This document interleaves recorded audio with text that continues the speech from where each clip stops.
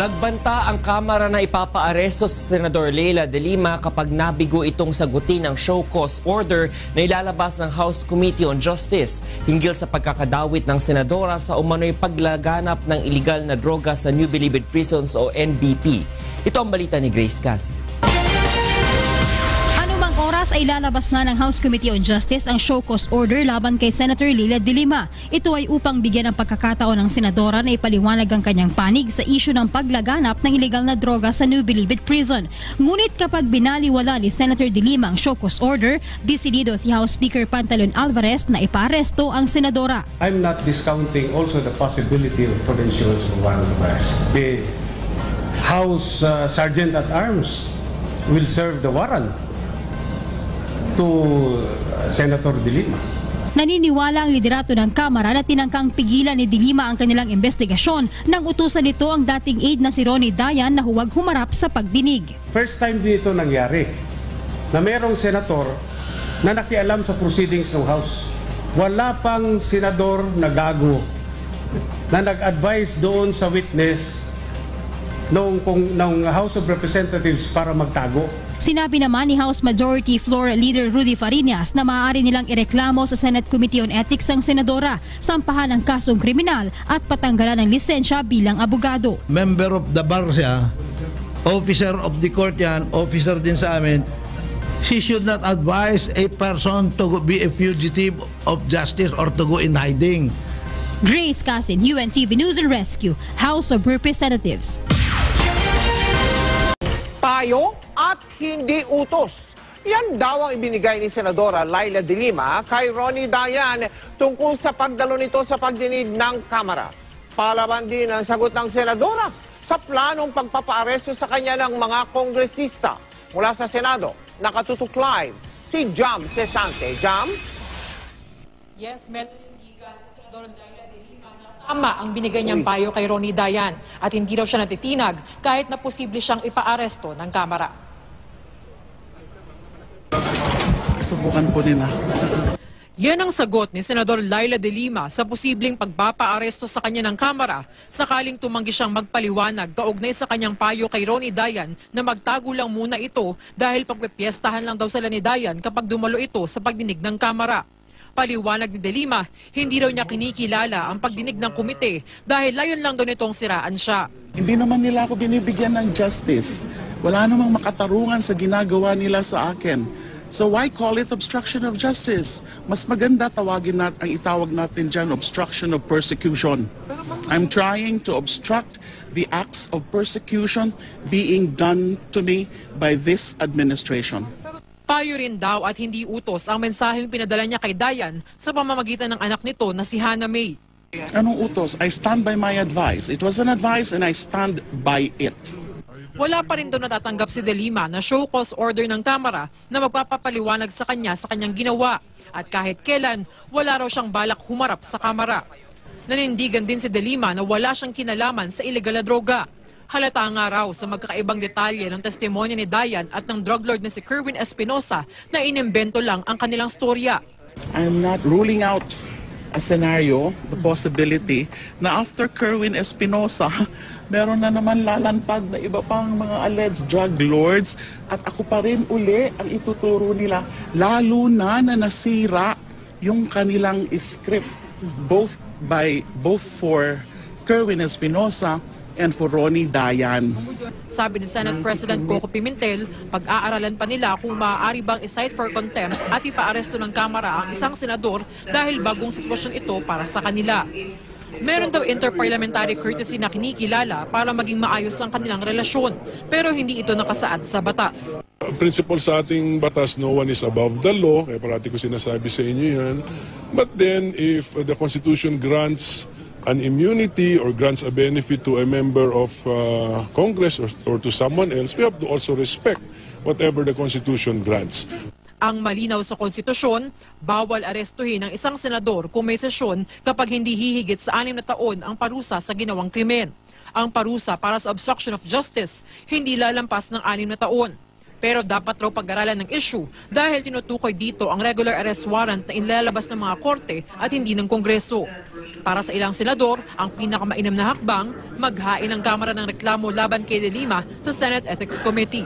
Kung gusto nilang madisiplina ng Congress as a whole, ay danla sa Ethics Committee. At kung mag-file sila ng disbarment sa Supreme Court, mag-file sila ng obstruction of justice sa DOJ, hindi naman sila namin pipigilan. Pero wag yung house to house, magkakaroon ng confrontation, yun lang namin iniwasan. Hindi tinutulak ang Senado. Kung meron sila talagang problema, they can file an ethics case against De Lima. Because medyo serious yun . Mel, magpupulo ngayong gabi ang liderato ng Senado at Kamara ukol sa priority bills at inaasahang matatalakay din nila doon yung issue tungkol kay Senadora Laila De Lima. Samantala, sa Lunes naman daw ipapagpatuloy ng Senado ang kanilang pagdinig ukol sa illegal drug trade at inaasahang maghaharap doon sina Ronnie Dayan at si Kerwin Espinosa. Si Senadora De Lima hindi pa raw sigurado kung dadalo siya doon sa pagdinig, pero pag-aaralan daw niya ang kanyang susunod na hakbang. Mel? Maraming salamat sa iyo, Jam Sisante. Tala, pay lang daw at hindi utos ang pagsasabi ni Senator Laila De Lima na wag nang dumalo ang dating bodyguard at boyfriend nitong si Ronnie Dayan sa pagdinig ng House Justice Committee kaugnay ng kalakalan ng droga sa Bilibid. Yan ang pinaninindigan ni Senator De Lima. Dagdag pa ng senadora ay iniwala nga raw na tiga ang mga congressman kay Dayan kaugnay ng drug trade sa Bilibid.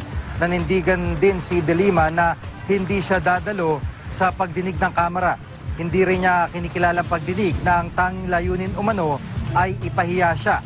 Hindi na rin daw magugulat si De Lima kung may panibagong drug lord na ilalabas ang Kamara para umano idin siya sa kalakalan ng droga. Muli namang pag-iit ng senadora ay wala siyang kinalaman sa drug trade sa Bilibid. Hindi naman kikilalanin ni Senador Laila De Lima ang show cause order o warrant of arrest na maaaring ilabas ng lower house laban sa kanya kaugnay ng umano'y pagpigil kay Ronnie Dayan na humarap sa pagdinig ng House Committee on Justice. Ito ang balita ni Joyce Balancio. Ipapaubaya na ni Senator Laila De Lima sa kanyang legal team ang show cause order o anumang arrest warrant na maaaring magmula sa lower house kaugnay na aligasyong obstruction of justice laban sa kanya. Ito'y matapos anya niyang sabihin sa kanyang dating driver bodyguard na si Ronnie Dayan na huwag dumalo sa pagdinig ng Kamara kaugnay ng pagkakasangkot niya sa operasyon ng iligal na droga sa loob ng New Bilibid Prison. Ngunit katulad ng hindi niya pagdalo sa pagdinig ng Kamara, naninindigan siyang hindi rin niya kikilalanin ang anumang ilalabas na kautusan nito. In any case, kung ano man yung mga plano nila, whether it is show cause, whether it is arrest, whether it is ethics complaint, whether it is a case with the regular courts or a case with the Supreme Court, hihintayin ko na lang po yan, and I will refer that to my legal team, but certainly I will not face them. Certainly, I will not honor that show cause. Nilinaw rin ng senador na hindi kautusan kundi payo lamang ang nais na ipahiwatig sa mensaheng ipinadala sa anak ni Dayan at hindi maituturing na obstruction of justice. Sa Lunes, haharap sa Senado si Dayan ngunit wala umanong balak si De Lima na dumalo pa rito. Samantala, nakatakda magpulong ang mga lider ng Senado at ng Kamara upang subukang ayusin ang issue sa pagitan ng dalawang kapulungan ng Kongreso. Well, yun nga ang ina-invoke natin, interparliamentary o interchamber courtesy. But kung gusto naman nila, hindi naman sila pipigilan kung mag-file sila ng disbarment sa Supreme Court, mag-file sila ng obstruction of justice sa DOJ. Tiniyak naman ni Senate President Aquilino Pimentel III na dadaan sa tamang proseso ang anumang ipapadalang kautusan sa kanila ng Kamara. Kung dumaan sa Office of the Senate President, it will be referred to the plenary in the reference of business. Joyce Balancio, UNTV News and Rescue, Senate of the Philippines. Samantala, balikan po natin ng report ng aming kasamang si Ria Fernandez kaugnay ng inihain ng VACC na disbarment case laban kay Senador Laila De Lima. Ria?